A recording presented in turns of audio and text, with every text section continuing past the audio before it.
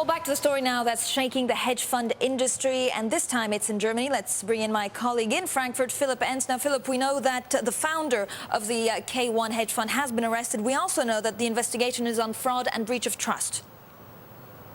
Correct, and we also know that he will remain in custody at least until the end of today, because there will be a court hearing that will then determine whether he should remain in custody or not, whether it's okay to let him go for the time being until this investigation concludes, or actually it is then brought to press charges.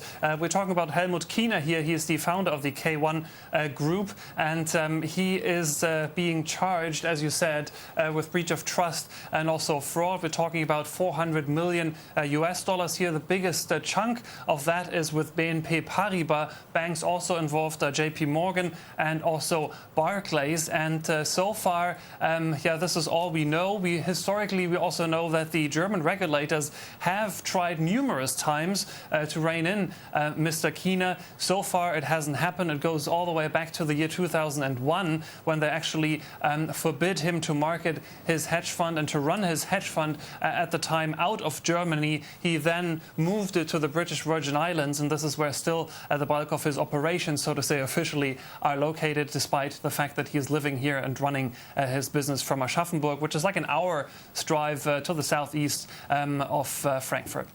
Philipp, most hedge fund scandals are pretty extraordinary stories, but this one has some unusual wrinkles. Tell us a bit about this man, Helmut Kiener.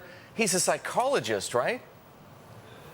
Yeah, he's a psychologist, and it's really interesting how he got there in the first place as well, because normally if you want to go to university here in Germany, you have to go the way of the higher education, the so-called gymnasium, nothing to do with sports, by the way. And he was actually attending the school. He dropped out and then had to select a sort of a detour. And after many years of also studying another trade, he then got into psychology, then trained into special Rogers speech therapy, then all of a sudden, after he was working as an ad salesman, selling advertisements for telephone books, for Yellow Pages, etc., he then discovered the global financial markets, and this is actually a date he actually puts on his CV. So he is putting on his CV that since August 1990, he is dealing with world financial markets. I have a printout here, and the rest is basically history, because then very soon German regulators got involved.